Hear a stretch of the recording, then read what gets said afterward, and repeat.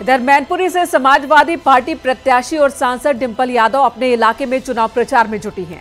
उन्होंने बीजेपी सरकार पर कई मुद्दों को लेकर सवाल खड़े किए। उन्होंने कहा कि महंगाई, किसानों की बदहाली समेत कई ऐसे मुद्दे हैं जिसे लेकर वो लोगों के बीच जा रही हैं।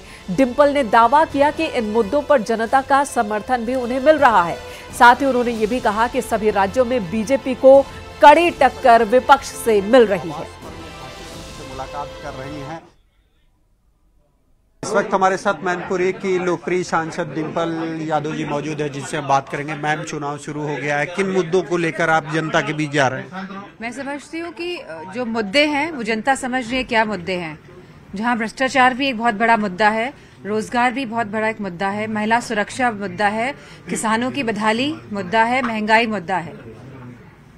इस बीच बीजेपी लगातार ये दावा कर रही है कि उत्तर प्रदेश की 80 में से 80 सीटें वो जीतेगी और पूरे देश में बात करें तो 400 पार का दावा किया जा रहा है। मैं समझती हूँ सभी इंडिया जो गठबंधन है, साथ में जितनी भी रीजनल पार्टीज हैं हर स्टेट में, वो कड़ा मुकाबला दे रही हैं भाजपा को।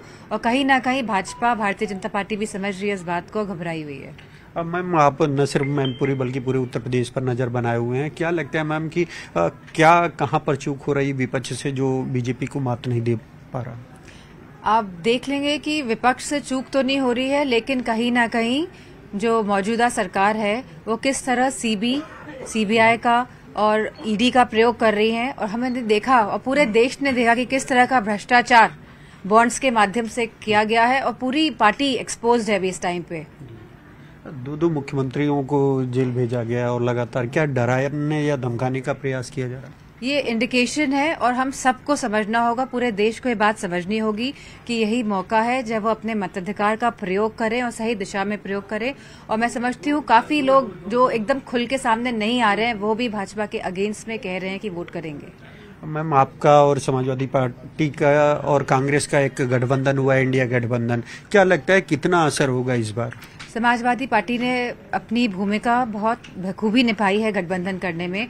जब लोग कह रहे थे और जब भाजपा वाले भी कह रहे थे गठबंधन नहीं होगा, तो मैं इसके लिए पूरा श्रेय राष्ट्रीय अध्यक्ष जी को देना चाहूंगी कि जब उत्तर प्रदेश पे गठबंधन हुआ, फिर अन्य प्रदेशों में भी गठबंधन की एक तरह से कड़ियां जुड़ने लगी, तो गठबंधन मजबूत है और सब अपना काम अगर ठीक से करेंगे तो भाजपा को हराना बहुत मुश्किल नहीं होगा। तो क्या उम्मीद जताई जाए कि जल्द ही आप लोगों की संयुक्त रैलियां होंगी? सब लोग अपने क्षेत्र में पूरी मजबूती के साथ लड़ाई लड़ेंगे। एक अंतिम सवाल मैम, कि क्या नहीं लगता है कि समाजवादी पार्टी टिकट बांटने में कुछ देर कर रही है, या टिकट करने का क्या कारण?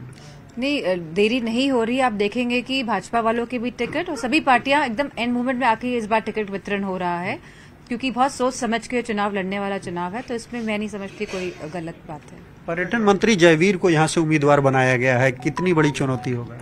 मैं समझती हूँ पूरा मैनपुरी क्षेत्र उन्हें जानता है और आप देखेंगे कि लोग किस तरह वोट डालेंगे, आपको समझ आएगा बाद में।